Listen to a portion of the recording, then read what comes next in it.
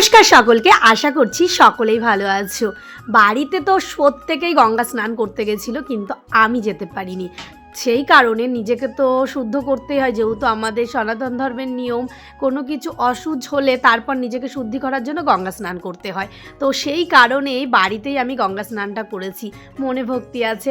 এবার আমি 1 মাস 2-3 দিন পর যাচ্ছি গোপালের কাছে। মানে আমার এক্সাইটেডটাই অন্যরকম, যে আমি যাব, গিয়ে তাকে ছুঁয়ে দেখবো, তার সেবা করতে পারবো অনেক দিন পর। আর সত্যি বলতে বাড়ির সবথেকে সুন্দর জায়গা হলো এই ঠাকুরঘর। এই ঠাকুরঘরের দরজাটা সবসময় যখন বন্ধ থাকতো না, দেখতে একদম ভালো লাগতো না।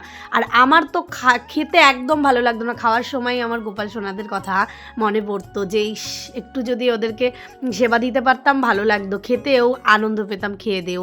তো এই কয়টা দিন তো এভাবেই কেটে গেছিলো। এবার আমি তো গঙ্গার জল পুরো বাড়িতে ছিটিয়ে দিলাম। তো ছিটিয়ে দেওয়ার পর এবার ঘরগুলোকে, মানে যেহেতু অনেক দিন ঘরে ঢোকা হয় না, ঘরগুলো একদম নোংরা হয়ে গেছিলো। সেই ঘরগুলো ভালো করে ঝেড়ে পরিষ্কার করছে। আর সার্ফ নিয়ে এসছি, আগে জানি আমি ওই সানগুলোকে সার্ফের জল দিয়ে ছাড়া পরিষ্কার করা যাবে না। আর একটা ফটোগুলোকেও ভালো করে পরিষ্কার করে নিচ্ছিলাম। আর পুরো ঘরটা ঝেড়েছি। আমি ঠাকুর ঘরে সেদিন ঢুকেছিলাম প্রায় 10টার দিকে, আর বেরিয়েছি সন্ধ্যে 7টা, মানে একেবারে সন্ধ্যে পুজোটা দিয়ে বেরিয়েছি। তো স্নান করতে করতে মাঝখানে আবার তো বাড়িতে বাচ্চা কাচ্চা আছে, তো তাদেরকেও খাওয়ানো দাওয়ানোরও ব্যাপার থাকে।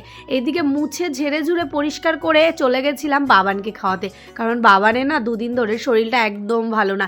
ওয়েদার চেঞ্জ হচ্ছে সেই কারণে, আর পেটটাও একটু গরম হয়ে গেছিলো। তো ওকে আবার খাইয়ে দাইয়ে এসে আবার আমি নাইটি ছেড়ে গা হাত পা ধুয়ে আবার আমি ঠাকুর ঘরে এসেছি। এবার ঠাকুরগুলোকে স্নান করাবো বলে তৈরি করছি। আর আমাদের বাড়িতে তো অনেকগুলোই গোপাল।